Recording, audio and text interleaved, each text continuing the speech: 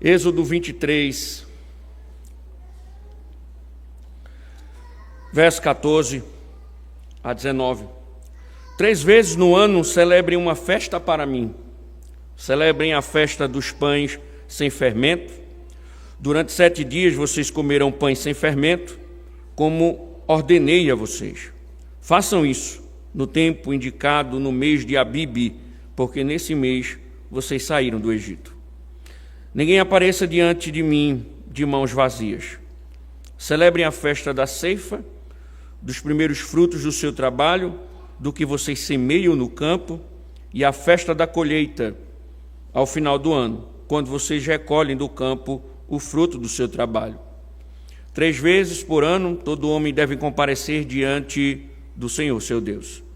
Não ofereçam o sangue do meu sacrifício com pão fermentado, nem deixem que a gordura da minha festa fique durante a noite até a manhã seguinte.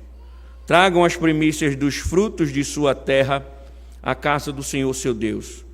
Não cozinhem o cabrito no leite da sua própria mãe. Ó Deus, mais uma vez, Senhor, que tua poderosa voz seja ouvida e se manifeste, ó Deus, através, ó Deus, da proclamação da tua lei. Instrua-nos, Senhor, que muitas vezes nós temos o coração tão endurecido, mas, ó Deus, tens o poder para nos instruir, nos ensinar e nos curvar a tua verdade. Para a glória do teu santo nome, Senhor, fala-nos em nome de Cristo. Amém. Podeis sentarem-vos.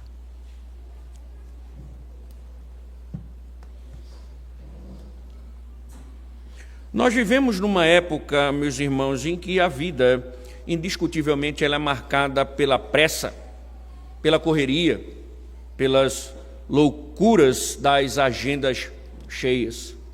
Corremos de um lado para o outro, sempre com a sensação de que faltou tempo. Corremos atrás do sustento, do sucesso, dos prazeres, mas quase nunca, reparem, nós quase nunca corremos para aquilo que é eterno. E é nesse turbilhão, meus irmãos, de compromissos, o que geralmente é sacrificado primeiro.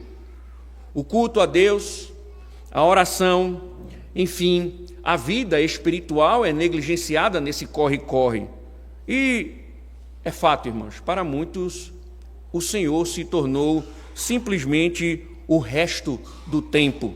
Quando sobra algo depois do trabalho, do lazer ou do descanso, aí sim, de fato, nós observamos se sobra tempo para o Senhor. Mas a verdade, irmãos, é que quando não se reserva tempo para Deus, a vida ela perde sua ordem.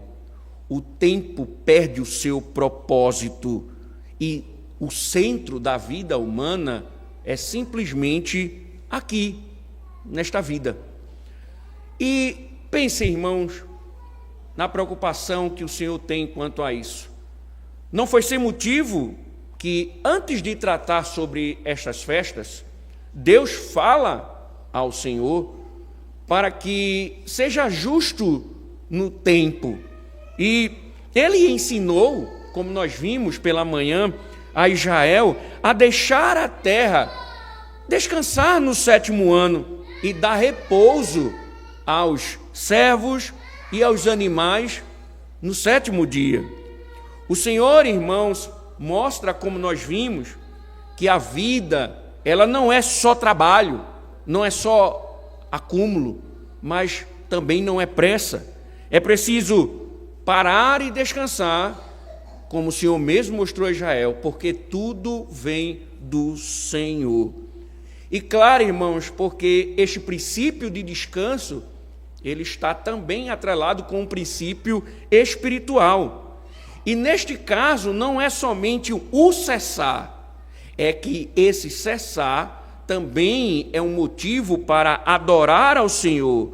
O tempo que se para não é somente de ociosidade, é um tempo também separado para Deus E essas coisas, para Deus, não devem ser negociáveis. É por isso, irmãos, que, mais uma vez, o Senhor agora instrui Israel e está instituindo as festas, do capítulo 23, 14 e 19, Deus institui as festas. E Deus diz: 3 vezes no ano todo o povo deveria deixar sua rotina, abandonar seus afazeres e viajar até o templo para celebrar diante do Senhor. Isto é, irmãos, era mais uma maneira de ensinar que, mais do que trabalho, mais do que correria, mais do que as colheitas, mais do que os negócios, o centro da vida de Israel era o culto a Deus. E o centro da nossa vida é cultuar ao Senhor. Assim, irmãos, Deus ordena ao seu povo: 3 vezes no ano me celebrarás festa. É como se dissesse, e é o que nós refletiremos hoje: vocês não podem viver correndo sem parar para me adorar. O tempo de vocês não lhes pertence, mas a mim. Deus espera, irmãos, que o seu povo pare para adorá-lo. Veja, irmãos, isso a partir da instituição, dessas festas. Deus disse ao povo de Israel, no verso 14: 3 vezes no ano celebre uma festa para mim. Aqui, irmãos, Deus está simplesmente fazendo cumprir o propósito dele. Lembre que quando ele levanta Moisés para ir ao Egito, Deus diz que Moisés deve ir ao Egito para declarar a Faraó que liberta o seu povo, para que o seu povo celebre uma festa no deserto em sua honra. Só que o Senhor aqui está expandindo esse conceito, dizendo: vocês vão realizar uma festa, ou 3 vezes ao ano, vocês irão celebrar uma festa para mim. E aqui, irmãos, é interessante, porque a palavra hebraica usada para vezes é também usada para pé. Ou seja, essas festas, elas seriam celebradas por eles no templo e a pé. Ou seja, eles iriam peregrinar e partiam para o templo em adoração. O Senhor está dizendo ao povo, então, um princípio importante: faz parte da peregrinação parar e adorar. Peregrinos devem adorar ao Senhor. Faz parte da peregrinação a adoração. E aí, então, o Senhor vai e institui essas festas que começam a regular o calendário religioso da nação de Israel. E a primeira delas está descrita no verso 15. Veja: celebrem a festa dos pães sem fermento. Durante 7 dias vocês comerão pães sem fermento, como ordenei a vocês. Essa festa, irmão, se você fizer uma análise no Pentateuco, observará que há outras instruções quanto a ela. Porque ela sempre está ligada à festa da Páscoa. E nós vimos isso quando fizemos a exposição de Êxodo, por exemplo. Você pode depois verificar lá o capítulo 12 e até o capítulo 13 desse evento, em que você percebe que esse movimento, ou essa forma religiosa de festejar ao Senhor, essa prática ela é instituída ali junto com a Páscoa. Então, essa festa ela está vinculada também à Páscoa. E a Páscoa, vocês lembram bem que cada lar em Israel oferecia um sacrifício, para comemorar o livramento. O livramento, quando o anjo da morte passou por eles, por causa do sangue que estava nos umbrais. E aí o Senhor institui uma festa chamada Festa dos Pães Asmos, justamente seguida à festa da Páscoa. Então ela estava atrelada. Quando se comia, então, pão sem fermento, durante 7 dias, que era uma forma do Senhor fazer com que Israel recordasse a libertação, que lembrem-se do episódio lá do capítulo 12, que eles saem com tanta pressa que eles não têm tempo de deixar a massa do pão crescer. Então, essa é uma festa, embora atrelada à Páscoa, como um memorial da libertação do Senhor. E o Senhor está dizendo que todo ano eles deveriam celebrar a festa dos pães asmos. Era um tempo para celebrar, para lembrar-se da poderosa salvação de Deus que livrou o seu povo do Egito. A segunda festa, ela vai ocorrer uns 2 meses depois e estava ligada ao ciclo agrícola. Veja o verso 16. Celebrem a festa da ceifa, dos primeiros frutos do seu trabalho, do que vocês semeiam no campo. Essa festa, que também é conhecida como festa das primícias, tratava do corte dos primeiros grãos prontos e que eram movidos diante do Senhor, como forma de reconhecer que toda a colheita provinha dele. Então, o que é que o Senhor está ordenando? Assim que brotarem os primeiros frutos, vocês devem arrancar e mover em dedicação ao Senhor, né, como reconhecimento, né, de que o Senhor estava provendo, era a provisão do Senhor.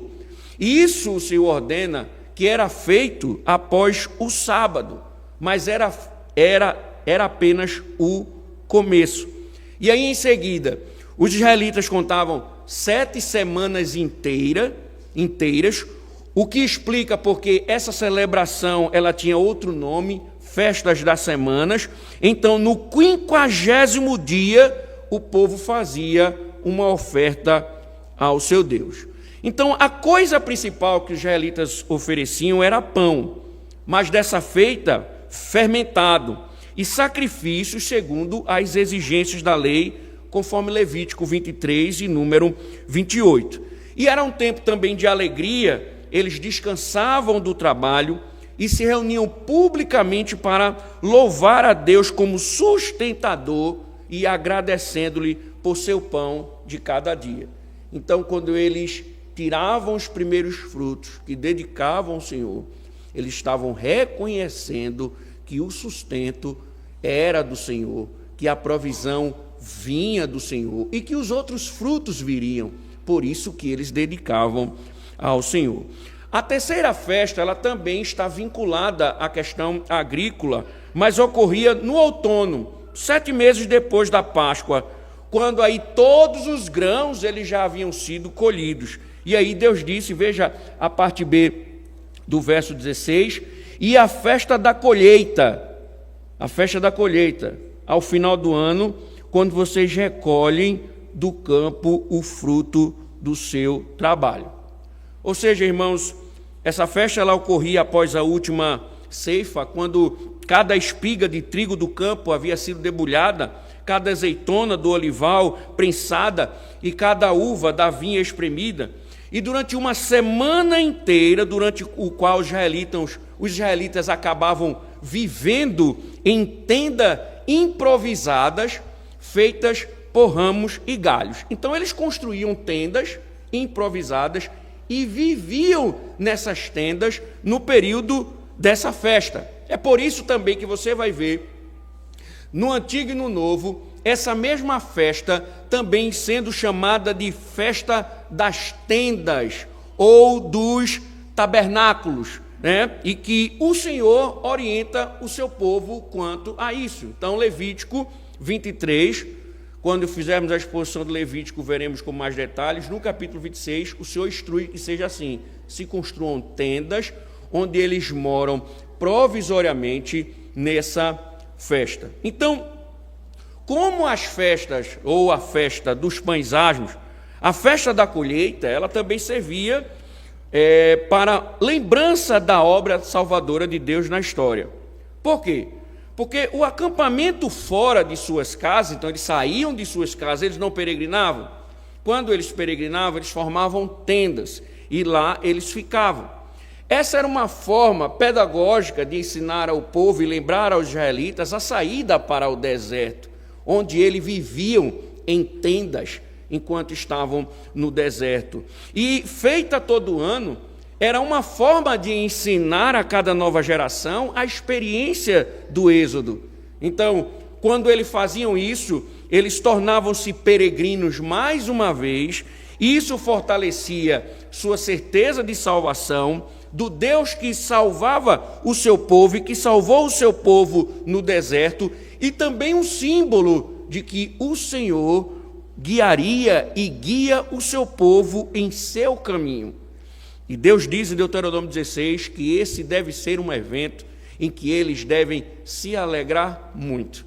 Por isso, irmãos, o próximo texto é o anjo do Senhor guiando o povo e protegendo o povo segundo a ordenança de Deus. Então, como expressão palpável de sua alegria, este era o período do ano em que as pessoas traziam também os seus dízimos, como Deus disse na sua lei, na parte B do verso 15, veja, façam isso no tempo indicado no mês de Abibe, porque nesse mês vocês saíram do Egito, ninguém apareça diante de mim de mãos vazias. Esse texto ele está conectado aos versos posteriores, ou seja, a festa da colheita era a melhor época do ano para pagar o dízimo, porque ocorria justamente quando Deus havia dado ao seu povo, e confirmava a sua provisão, os frutos brotaram, os frutos foram colhidos, e agora era a hora de devolver ao Senhor. Então, Deuteronômio 16, 17 diz assim: cada um oferecerá na proporção em que possa dar, segundo a bênção do Senhor, seu Deus, lhe houver concedido. Então, quanto mais o Senhor deu, mais se deve dar, E essa era a instrução do Senhor. Então, aqui, irmãos, observem a instituição de 3 festas, e 2 delas, o Senhor fala sobre a importância de devolver o dízimo, ofertar ao Senhor nesse período. Então, essas 3 festas, irmãos, embora nós estejamos falando do Antigo Testamento, essas 3 festas, elas estão testemunhando em tipos a graça de Deus para Israel. Lembre-se, os pães asmos, eles lembravam ao povo de Deus a noite em que saíram do Egito, fala da salvação do seu povo. As primícias e a colheita celebram a abundância da provisão de Deus. O Deus que salva é também o Deus que provê. O Deus que salva é o Deus que sustenta o seu povo. E observe, parece uma progressão, que é o Deus que liberta o seu povo do Egito, que salva o seu povo e que também sustenta o seu povo. Só que todos esses passos, eles estão em tipos, apontando para uma figura muito maior, que é justamente a salvação que seria providenciada em Cristo. E por isso, volto a lembrá-los. Próximo domingo, se Deus permitir, tivermos vida, veremos o anjo do Senhor conduzindo o seu povo. E aí, quais as conexões que a Escritura ela faz quando trata desses elementos litúrgicos de festas de Israel no Antigo Testamento? Lembremos, irmãos, na Bíblia, fermento muitas vezes é vinculado ao crescimento do mal ou à propagação do pecado, simbolizado durante a festa dos pães asmos. Ou seja, Paulo, por exemplo, se apropria do fermento para dar uma conotação negativa ao mesmo. É quando, por exemplo, ele vai escrever à igreja de Corinto. Então, essa não é uma relação somente paulina. é uma relação bíblica, há uma teologia bíblica quanto a isto. E lembremos que sempre que os israelitas eles celebravam essa festa, eles tinham a prática ordenada por Deus de varrer o fermento para fora de suas casas. Isso, irmãos, ensinava ao povo um tema bíblico, santidade. O povo de Deus, ele fazia uma varredura total, eliminando a antiga vida de pecado. A varrer o fermento, no Novo Testamento, é visto como fazendo uma limpeza, evitando a vida antiga de pecado. Então, quando nós olhamos para o Novo Testamento, nós dizemos, somos de Cristo, e se de fato somos, se confiamos em Cristo, se de fato temos confiado em Cristo para a salvação, nós precisamos deixar para trás a velha vida de pecado. Paulo, ele escreveu aos Romanos, capítulo 11, como nós vimos aqui na leitura de confissão, mas perceba isso mais uma vez em 1 Coríntios, capítulo 5, verso número 7 a 8. 1 Coríntios, capítulo 5, verso de número 7 e 8. Paulo está falando sobre a imoralidade e diz, fazendo essa analogia, ele diz: joguem fora o velho fermento para que vocês sejam nova massa, como de fato já são sem fermento. Pois também Cristo, nosso Cordeiro Pascual, foi sacrificado. Por isso, celebremos a festa não com o velho fermento, nem com o fermento do mal e da maldade, mas com o pão sem fermento, o pão da sinceridade e da verdade. Veja, irmãos, o argumento de Paulo é que se Cristo é nosso Cordeiro Pascual, o sacrifício por nossos pecados, nós precisamos fazer uma varredura, livrar-nos do caminho ímpios e viver uma vida santa. A festa dos pães, meus irmãos, ela nos dá uma imagem do significado de sermos santificados em Cristo. A festa das primícias, irmãos, também apresenta o Evangelho. Ela nos ensina algo sobre a ressurreição. O Novo Testamento vai descrever, Paulo escreve também aqui na carta aos Coríntios, chamando Cristo das primícias dos que dormem. Ande um pouquinho para o capítulo 15, verso de número 20.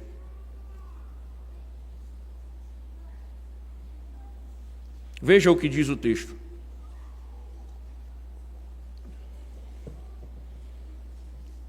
Mas, de fato, Cristo ressuscitou dentre os mortos, sendo ele as primícias dos que dormem. Paulo, irmãos, na carta aos Coríntios, é muito comum Paulo, no seu argumento, se apropriar de elementos do Antigo Testamento para trazer princípios espirituais para o povo de Deus na Nova Aliança. Ele tem feito isso no capítulo 5, e agora ele volta a fazer isso no capítulo 15, dizendo que Cristo ressuscitou dentre os mortos, sendo ele as primícias dos que dormem. Isso, irmãos, é uma referência clara à festa das primícias, que começava, lembre-se, quando a primeira espiga de grãos ela era movida perante Deus. Esse fruto primeiro fazia parte da colheita, mas era uma promessa. Quando esse primeiro fruto brotava, era a promessa de que os outros frutos, eles também brotariam. Paulo está aplicando esse princípio à ressurreição. Paulo está dizendo, Jesus foi o primeiro a ser ressurreto. Ele é as primícias. Então, o que Paulo está dizendo é que, no tempo devido, os outros ressuscitarão também. os outros frutos também serão ressuscitados. E a festa, irmãos, aqui das primícias, Paulo se utiliza disso para falar, assim como Jesus ressuscitou, assim como o primeiro fruto ressuscitou, os outros frutos irão ressuscitar também. Então, na primeira, nós vimos que o cristão, ele tem que ter uma vida santa, e na segunda mostra uma esperança, uma certeza, de que aqueles que morreram em Cristo, assim como Cristo ressuscitou, os outros ressuscitarão também. A festa das primícias, irmãos, também no Antigo Testamento, nos ajuda a compreender o Evangelho também em outro aspecto. Ela ajuda a entender o momento final da história da revelação. Aqui ajuda a saber, por exemplo, que o termo no Novo Testamento para esse festival era chamado de Pentecostes, que vem da palavra grega para 50, né? Lembre-se que o festival ocorria no 50º dia. E a história de Pentecostes, ela é narrada no 2º capítulo de Atos, você pode ir lá. Eram 50 dias após a Páscoa, e Atos registra que Jerusalém estava lotada de pessoas, judeus do mundo inteiro haviam feito a peregrinação para a festa das primícias, só que naquele ano algo especial aconteceu. Na época da Páscoa, lembre-se que antecede, Cristo havia sido crucificado, o Cordeiro que tirava o pecado, ou que tira o pecado do mundo, e aí algo acontece no Pentecostes, que Deus cumpre a promessa que Jesus havia feito, derrama o seu Espírito sobre a igreja, em Atos 2, e pessoas do mundo inteiro ouviram as boas novas sobre Jesus Cristo, em sua própria língua, arrependeram-se dos seus pecados e confiaram nele para a salvação. E que maravilha, irmãos, aconteceu tudo isso em Pentecostes. Por quê? Porque no Antigo Testamento a festa das primícias não estava diretamente vinculada à história da salvação.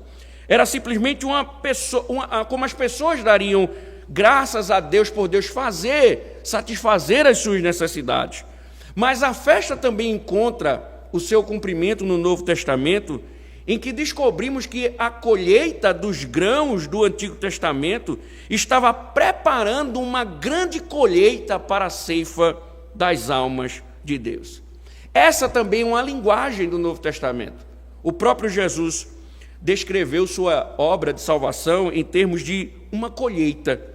Ele descreveu o mundo como um campo, as pessoas como trigo, seus inimigos como ervas daninhas, e o juízo final como uma grande colheita, quando o trigo será ceifado e as ervas serão queimadas para sempre. Você pode ver lá em Mateus capítulo 13, que você vai ver o Senhor falando disso dentro dessa linguagem. Jesus também chegou a dizer: eu, porém, vos digo, erguei os vossos olhos e vede os campos, pois já branquejam para a ceifa. O ceifeiro recebe desde já a recompensa e entesoura o seu fruto para a vida eterna. E dessarte, se alguém se alegram tanto o semeador como o ceifeiro. Ou seja, essa grande ceifa espiritual, ela começa em Pentecostes, a festa das primícias. O que Deus semeou, na verdade, em Jesus Cristo, ele começou a ceifar das nações. Pelo poder do seu Espírito, os frutos vieram, né? Os frutos, aqueles primeiros frutos em Jerusalém foram dispersos e outros frutos vieram para a grande colheita, frutos de toda raça, tribo e língua. Por fim, irmãos, a festa da colheita era também, por vezes, conhecida como a festa, e ela tinha o seu clímax no 8º dia. Naquele dia, além de todas as cerimônias de encerramento, uma grande procissão, ela tirava água do tanque de Siloé e derramava no templo. Essa libação havia sido o contexto de um incidente famoso nos evangelhos. Basta ler João 7, que você vai perceber esse contexto dessa festa em que Jesus está, e eles estão fazendo justamente isso, tirando água do poço, né? E Jesus começa ali a dizer que aquele simbolismo apontava para ele. Ele diz: eu sou a água da vida, né? Então Jesus, ele mesmo interpreta, ele é um intérprete dos símbolos do Antigo Testamento. Ele diz: eu sou a água da vida. Ou seja, eu cumpro esse festival. Eu sou o cumprimento desse festival. Então, também ela antecipava o evangelho nos seus sacrifícios. Entenda, cada festival de peregrinação exigia sacrifícios de animais. Nós veremos mais detalhadamente no livro de Levítico. Mas o número de sacrifícios era de longe maior na festa da colheita. Um comentarista chega a dizer que, em média, eram 192 animais mortos nesse período, né? E isso porque Deus, na morte dos animais, mostrava a gravidade do pecado do homem, né? Porque uma das coisas que Deus instrui por meio dos sacrifícios é que o pecado é algo grave, né? Nós temos a tendência de amenizar, mas Deus mostra a gravidade do pecado no sentido de que alguém tem que morrer, alguém tem que ser substituído para que a ira de Deus seja aplacada. Então, essa era uma forma de dizer a gravidade do pecado, né? Mas também sobre alguém ou um substituto que, de fato, teria um sacrifício perfeito e justamente cumpriria o propósito de redenção. Por isso que o autor aos Hebreus vai fazer essa analogia, principalmente no capítulo 9, e vai dizer que aqueles sacrifícios repetitivos, eles não têm mais necessidade, porque o Cordeiro, Cristo, agora morreu definitivamente. Então, nós não precisamos mais oferecer sacrifícios, porque o sacrifício definitivo foi oferecido.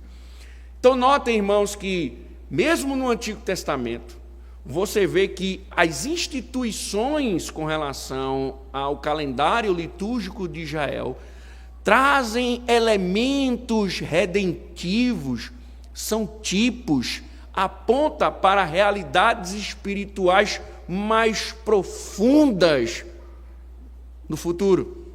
Então, quando eles celebravam isso, em tipos, eles estavam celebrando a salvação de Deus e também andando por fé. Por isso que eles também são vistos, embora ainda no Antigo Testamento, como homens, mulheres de fé. Por quê? Porque por meio da submissão a essas ordens, eles viviam na expectativa de que esses elementos que eles participavam por meio de tipos tivessem o seu cumprimento no futuro definitivamente. Então, irmãos, eram riquíssimas em seus ensinamentos sobre a salvação. E Jesus Cristo vem justamente para fazer cumprir tudo isso, o cumprimento dessas coisas. O autor aos Hebreus dedica uma carta para ensinar a judeus convertidos que em Cristo tudo isso teve o seu cumprimento. Paulo, o especialista no Antigo Testamento, muitas vezes, como nós vimos aqui na exposição de Corinto, lembre-se que ele fala da passagem do mar como sendo o batismo, ele fala do maná como sendo um sacramento. Você vê que há sempre uma preocupação dos autores em mostrar que em Cristo tudo se cumpre, tudo se revela. Porque Jesus é a fonte da nossa santificação, Ele é as primícias da ressurreição, Ele é o Senhor da ceifa, Ele é a água da vida, Ele é o sacrifício por nosso pecado, ou seja, é o Evangelho de Jesus Cristo sendo pregado por Moisés. É o anúncio, é a proclamação do Evangelho da salvação. Por isso, irmãos, assim como no Antigo e assim como no Novo Testamento, os princípios, eles devem ser observados. A vida de santidade não está somente restrita ao povo do Antigo Testamento, é uma realidade também do Novo. Da mesma forma que, porque por vezes parece que nós olhamos para as Escrituras e entendemos dois livros distintos. Parece que o Antigo Testamento ele é feito no universo e o Novo ele é feito em outro universo e eles estão desconectados, como os dispensacionalistas pensam. E por isso que nós olhamos e pensamos assim, por vezes indagamos como era que aqueles homens e aquelas mulheres eram salvos no Antigo Testamento, se Cristo só veio no Novo, se a graça só estava no Novo. É porque, irmãos, o Evangelho já era pregado por meio desses tipos. O Evangelho já era anunciado por meio desses tipos. Então, o que Deus exigiu do povo dele em santidade, Ele exige de nós. Tire o fermento. Os autores sagrados do Novo Testamento dizem, lance fora a vida antiga. Coloque para, você foi salvo, abandone toda a sua vida antiga. Esqueça, viva uma nova vida, abandone seus pecados. Nós que vivemos num mundo de desilusões, desesperados muitas vezes, presos nessa realidade e assombrados pela morte, Paulo chega e diz, Cristo ressuscitou. Fique certo, os que estão em Cristo também ressuscitarão. Por isso que Paulo vai combater os hereges em Corinto, dizendo, se Cristo não ressuscitou, irmãos, o que é que vale viver? Nos resta dizer, comamos e bebamos, que amanhã vamos morrer. Entendam, irmãos, a gravidade. Se nós... Quão desesperado é o ímpio que não crê em Cristo, que não acredita em Cristo, que não acredita na ressurreição de Cristo. Ele não tem esperança. Toda a vida dele vai acabar no túmulo. Paulo diz, Cristo é as primícias dos que dormem. Se ele ressuscitou, é certeza que os seus também ressuscitarão. A morte não é o ponto final, é o começo de uma nova história. Israel estava vivendo essas realidades e nós vivemos também estas realidades. Israel também via nessas festas o símbolo da provisão de Deus, do cuidado de Deus. Vocês vão ver novamente, eu estou com esse texto na mente porque eu já estava estudando ele hoje. Vocês vão ver que o anjo vai guiar, vai proteger, vai lutar em favor do povo, vai guiar o povo. Agora também se desobedecesse, né, pegava em bomba. Mas a preocupação do Senhor em cuidar, esses tipos, no Novo Testamento, Jesus Cristo diz, não se preocupem com o dia da manhã, basta cada dia o seu mal. Buscai primeiro o reino de Deus e a sua justiça, e as outras coisas vos serão acrescentadas. Jesus, antes de ascender, disse, olha, eu estarei com vocês até o fim dos séculos. Estarei com vocês, vou enviar um Consolador para que esteja em vocês. Ele vai dizer tudo sobre mim, vai ensinar toda a verdade. Vou guiar vocês até o fim. Ele disse, aqueles que estão na minha mão, ninguém os arrebatará. E prometeu nos sustentar. Israel presenciou isso por meio de tipos. E nós presenciamos e vivemos e experimentamos tudo isso em Cristo. E muito mais do que isso, irmãos, é que em Cristo os nossos pecados, eles são perdoados. O que é que adianta, irmãos, vivermos debaixo de uma provisão se não temos perdão? O que é que adianta vivermos uma vida cheia de cuidados se o pior mal não foi sarado?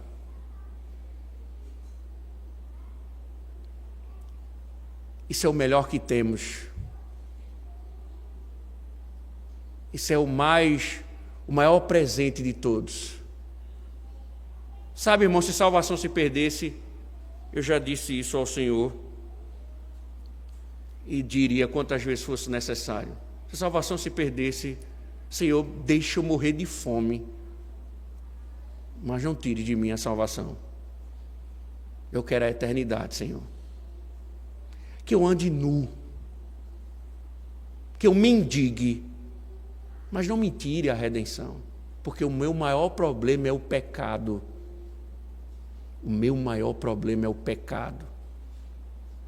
E o Cordeiro foi, sabe, irmãos, um sacrifício definitivo, um sacrifício que perdoa todas as transgressões, até as futuras.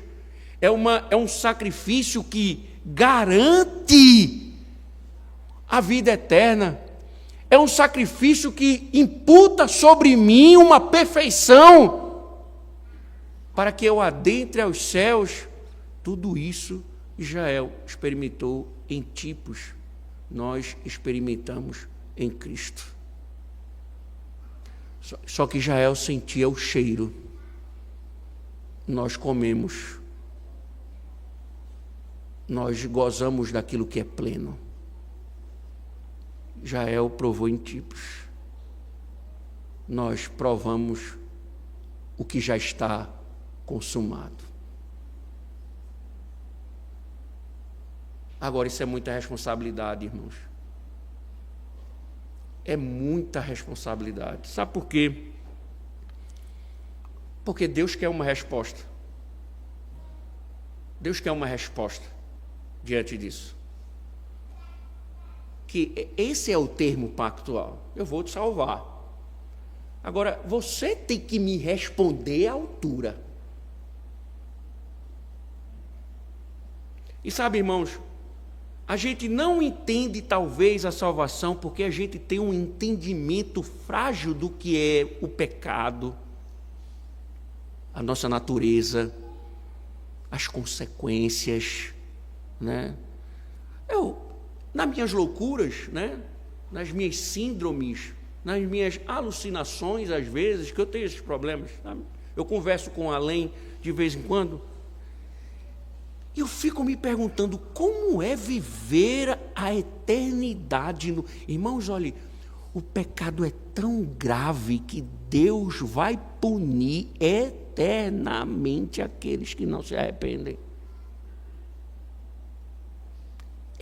Irmãos, já parou para pensar você viver num mundo de desesperança, onde você não vai romper com essa realidade nunca? Você vai viver para sempre nessa condição. Já parou para pensar nisso? Eternamente pecador, sofrendo as dores na alma.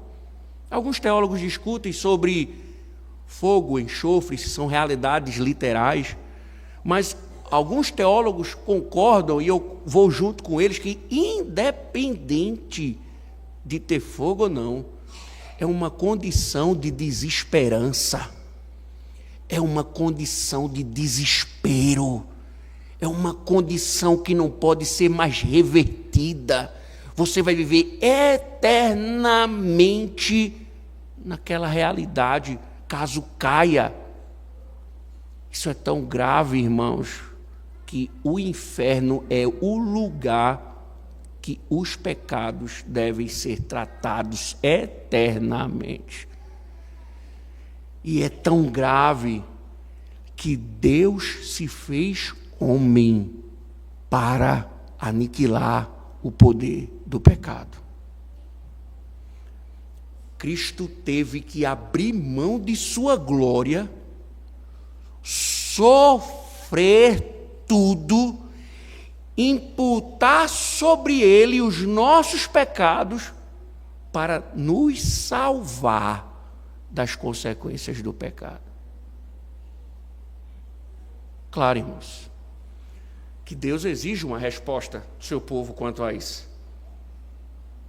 O povo tem que dar uma resposta à altura. O povo tem que dar uma resposta à altura. E ele já tem exigido isso, mas chama a atenção para justamente nos versos finais, o verso 17 a 19. Gostaria de primeiro que você visse comigo, a gente vai mudar um pouco só para que a gente veja que no final do verso 19 ele diz assim: não cozinhem o cabrito no leite de sua própria mãe. Você vê que a única coisa proibida aqui é cozinhar o cabrito no leite da própria mãe. Mas qual é o elemento aqui, em termos gerais? Essa era uma prática cananeia. Eles faziam isso com os cabritos. Eles cozinhavam os cabritos no leite da mãe. Então, Deus, nessa instrução, é uma forma de que, uma coisa, os israelitas não podem copiar as nações pagãs. Ou seja, Deus está instruindo o seu povo quanto à idolatria. Ou seja, uma das coisas que o Senhor quer mostrar aqui é a questão, a exclusividade que ele deve ter. Então, eles não podem copiar as nações pagãs em termos de idolatria. Mas quando o Senhor está falando de festas que têm princípios redentivos, quando esses homens, eles então deveriam adentrar nessas festas para celebrar o Senhor, o que eles deveriam fazer? Primeiro, o Senhor vai mostrar que eles deveriam se dispor ao serviço. Veja o verso 17. 3 vezes por ano, todo homem deve comparecer diante do Senhor Deus. É interessante porque alguns, quando leem esse texto, dizem: olha, Deus é machista. Está vendo? Porque ele está dizendo aqui homens, então somente os homens, eles podem adorar. Só que entendo, irmãos, Deus está tratando dentro de uma estrutura pactual, e lembre-se, os homens são os representantes de suas famílias. Até porque, irmãos, a própria lei, lembre-se que Faraó tentou negociar, não, vai você, os filhos ficam. O Senhor disse não, é a família inteira, inclusive os filhos. Então, quando ele fala aqui dos homens, ele não está dizendo somente aqueles do sexo masculino, mas toda a família que está representada pelos seus cabeças. Então, uma coisa Deus está dizendo: vocês precisam se apresentar diante de mim. Era uma reunião solene, um chamado dos fiéis, das pessoas que pertenciam a Deus. Portanto, diante dessas verdades, se apresentem ao seu único Deus e Salvador. Como seu Senhor soberano, Deus está reivindicando que eles vão e adorem ao Senhor. Sejam, no caso, exclusivos na adoração ao Senhor. Ou seja, a sua obediência, a adoração pertenciam a Deus e não a outra divindade. Da mesma forma, irmãos, no Novo Testamento, somos chamados para servir a Cristo. Somos chamados para servir a Cristo. A resposta que damos é obedecer ao seu chamado e servirmos a Ele. E claro, irmãos, como a gente faz isso, A gente faz isso oferecendo-se a Deus continuamente. Deus ordenou que seu povo fizesse uma peregrinação, não só uma vez, mas 3 vezes ao ano. Então, os israelitas, eles se apresentavam repetidas vezes. Isto nos ajuda a entender, irmãos, algo importante sobre a vida cristã. Alguns cristãos acreditam que entregar-se a Jesus é algo que eles fazem apenas no início da vida cristã. Uma vez que decidem por Cristo, eles podem viver a vida que haviam planejado. Mas se afirmamos seguir a Cristo, precisamos continuamente nos entregar a Deus. Esse é o princípio. Diante de tão grande salvação, o Senhor exige de nós um contínuo serviço. Não apenas 3 vezes, mas o tempo todo. O oferecimento, irmãos, de um sacrifício vivo não é uma coisa que fazemos uma vez, mas o tempo todo. E por isso, irmãos, a instituição da adoração pública semanal. Todas as vezes que nos reunimos no domingo, celebramos e nos apresentamos ao Senhor para oferecer um serviço. No culto, o povo não é espectador, mas servo. A liturgia não é entretenimento, é serviço. Essa é uma resposta que devemos dar ao Senhor. Servir. Por que, irmãos, é tão difícil servir? Por quê? Por que é tão difícil? Porque há poucos servos e mais consumidores. Você é um consumidor da religião ou um servo de Cristo? Quem é você?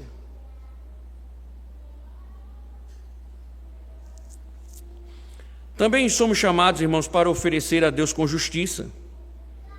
Isso também fala sobre sermos santos em todos os nossos caminhos. Veja o verso 18, a parte A. Não ofereçam sangue do meu sacrifício com pão fermentado. Interessante, irmãos, porque esse regulamento ele estava associado à festa dos pães asmos. No entanto, ele se aplicava também a outros sacrifícios. A lei dizia, por exemplo, Levítico 2:11 diz: nenhuma oferta de manjares que fizerdes ao Senhor se fará com fermento, porque de nenhum fermento e de mel nenhum queimareis por oferta ao Senhor. E a única exceção era a festa da colheita, quando 2 pães assados com fermentos eram movidos como primícias ao Senhor. Levítico 23:17. Isto é, irmãos, a menção de um sacrifício nos lembra que só podemos ir a Deus com base em um sacrifício de sangue, que é o que fazemos sempre que adoramos em nome de Jesus Cristo por meio da sua morte na cruz. Jesus fez o sacrifício expiatório por nosso pecado. E quanto ao fermento, irmãos? Por que os israelitas eram proibidos de oferecer um sacrifício que incluísse qualquer forma de fermento? Porque a Bíblia usa o fermento como símbolo de crescimento, especialmente para declarar a propagação da corrupção espiritual. Então, manter o fermento afastado do sacrifício era o símbolo da separação do pecado. Ou seja, este povo queria se apresentar ao Senhor, que o Senhor ordena que se apresente a Ele para servi-lo. Esse mesmo povo, ele não poderia retornar às suas práticas antigas. Esse povo queria servi-lo, deveria banir toda a injustiça. Isso era declarado pelas ofertas sem fermento. A aplicação, irmãos, para nós é que tudo aquilo que oferecemos a Deus não pode estar manchado por nossa imoralidade. Esse princípio é para líderes espirituais, esse princípio também é para todo o povo, isso vale para cada cristão. Deus quer que, ao nos dedicarmos e servirmos, Ele quer uma vida santa. Não é à toa, irmãos, que os requisitos de 1 Timóteo, eles não são aplicados somente aos diáconos e aos presbíteros, mas a todos os homens, exceto a capacidade de ensinar.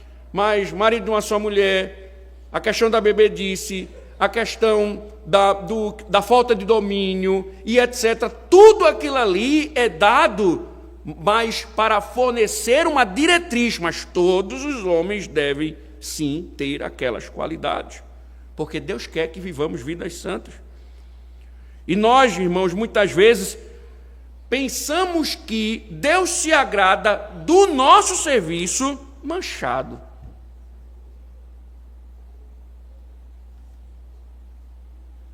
E, irmãos, o que Deus quer não é sacrifícios, porque sacrifícios sem obediência ofendem a Deus. Sacrifícios sem obediência ofendem a Deus. Porque o melhor servo é o servo santo. O melhor servo é o servo santo. Se estivermos vivendo em pecado não confessado e não dominado, nosso testemunho é comprometido e nosso serviço está ameaçado, porque ele perde a sua eficácia. E nós muitas vezes não atentamos para isso. E aí então Deus vai e nos chama para servirmos de todo o coração. Veja a parte B do verso 18. Nem deixem que a gordura da minha festa fique durante a noite até a manhã seguinte. Veja, irmãos, esse regulamento aqui, ele não estava ensinando as mulheres a manterem a cozinha limpa, né? Ele tinha um propósito espiritual. Hoje, a gordura, embora deliciosa, né? Eu amo gordura de carne, né? Mas existem estudos que dizem que é prejudicial à saúde, né? Mas o povo de Israel era uma parte suculenta do animal, né? E você sabe, né? Naquela época não tinha geladeira, frigobar, freezer, e a tentação era deixar a parte da gordura no altar para no outro dia eles voltarem e comerem a gordura, né? Pegarem a gordura. E, irmãos, é um princípio importante, porque nós enfrentamos a mesma tentação na vida cristã. Nós sempre queremos oferecer a Deus algo, mas desse algo nós sempre queremos uma parte para nós. Nós estamos dispostos a servir a Deus, mas sempre queremos que desse algo fique algo para nós. Assim, nós adoramos a Deus no domingo, mas dividimos o domingo com outras atividades que Deus não ordena. Nós louvamos a Deus na nossa adoração, mas por vezes emprestamos a nossa boca para coisas que não adoram a Deus, né? Nós sempre temos essa coisa de não nos entregar totalmente, mas em parte. Entregar só em parte. Nós não damos o todo, nós queremos dar uma parte do todo, né? E Deus está dizendo, não, eu quero o serviço completo, eu quero todo, me ofereça o todo.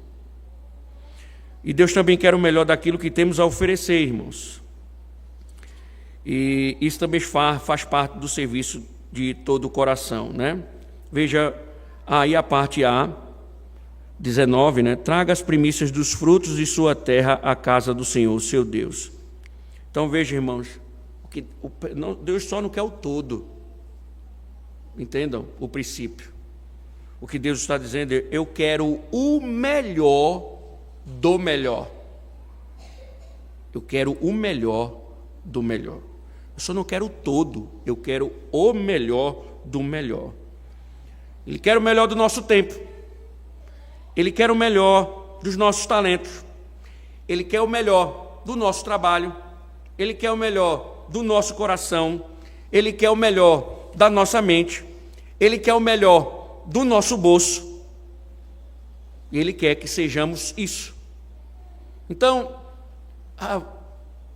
o que Deus ensina a Israel essa é a resposta natural e exigida diante da redenção. E é isso que ele exige de nós. Percebe, irmãos, como o Senhor fala ao seu povo em Êxodo 23. Primeiro, ele ordena o dia de descanso, não apenas para o homem, mas para os servos, para os estrangeiros, para os animais. Deus se preocupa até com a própria terra. O descanso, então, não era um luxo, mas uma lembrança constante de que Israel não vivia do seu próprio esforço, mas da provisão de Deus. Depois o Senhor vai instituir as festas. 3 vezes no ano, todo o povo deveria deixar sua rotina, subir a Jerusalém e celebrar diante dele. Descanso e festa, repouso e celebração. Tudo isso ensinava a Israel que a vida não é sustentada pela força do braço, mas pela graça de Deus. E não é assim também conosco, irmãos. Vivemos em uma geração cansada, acelerada, sem tempo para descansar em Deus. Muitos se ocupam tanto com os seus negócios, que já não têm mais tempo para a devoção, para a adoração, para a vida em comunhão com a igreja. Qualquer coisa tira ele do serviço. E esquecem que era o que Deus não queria que acontecesse em Israel. Esquecem da libertação. Esquecem que foram libertos do Egito, porque vivemos em correria. Mas o Senhor está dizendo, a vida não deve ser assim. Devemos servir ao Senhor. Por isso, irmãos, as festas também apontam para Cristo, porque Ele é o Cordeiro que nos dá a libertação, as primícias que asseguram a ressurreição, e o Senhor da grande colheita, que vai nos conduzir ao lar eterno. Irmãos, quanto mais corremos, mais nos cansamos. E o nosso descanso só se encontrará verdadeiramente em Cristo. Para Israel parar para celebrar ao Senhor, era uma declaração de que descansavam em Cristo, em Deus. E nós, irmãos, nunca encontraremos descanso nesta vida, só em Cristo. Nunca. Nunca. Por isso que Deus ordena que o seu povo pare. Porque a sombra, ela passou, a realidade chegou, e nós não precisamos mais subir a Jerusalém, porque Cristo veio até nós. Agora, o que nós devemos fazer é descansar em Deus. E assim, irmãos, nós não precisamos ser um povo apressado, para descansar em Deus, nem frios demais para celebrar sua graça. Diante de salvação, o que Deus estava dizendo a Israel é que Israel deveria se apresentar ao Senhor como sacrifício vivo, com corações gratos, vidas santas e olhos cheios de esperança. E é isso que Ele quer de nós. É isso que Ele exige de nós. Nós não precisamos mais de festas, nós não precisamos mais subir a Jerusalém, nós não precisamos mais de festa das primícias, porque nós temos já o símbolo do cumprimento. Agora é descansarmos na expectativa da consumação. E aí, irmãos, por que Israel vivia em tendas quando subia para adorar? Para Deus lembrá-los que eles foram escravos no Egito. mas que também a terra prometida apontava para uma terra muito maior.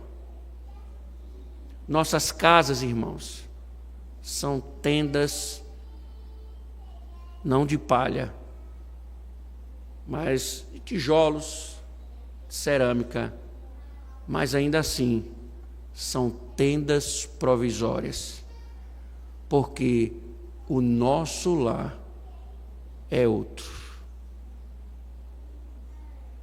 A nossa cidade é outra. Não só fomos salvos, mas temos a esperança da consumação. Por isso, irmãos, nossa caminhada aqui, finalizo, sempre deve ser uma festa diante do Senhor. Esse é o maior convite de todos. Todos os domingos, Deus nos convida para celebrarmos a nossa salvação e a nossa esperança. Amém. Ó Deus maravilhoso, obrigado, Senhor, pela Tua lei e pela exposição de Tuas palavras. Obrigado, Senhor, pelas lembranças eternas que nos fazem resgatar, ó Deus, segundo o Teu favor, as Tuas misericórdias, a Tua salvação e também, Senhor, nos alertar quanto à resposta que devemos dar a Ti. Obrigado, ó Deus, por isso. Que privilégio, Senhor, em mais um domingo, em nome de Cristo. Amém.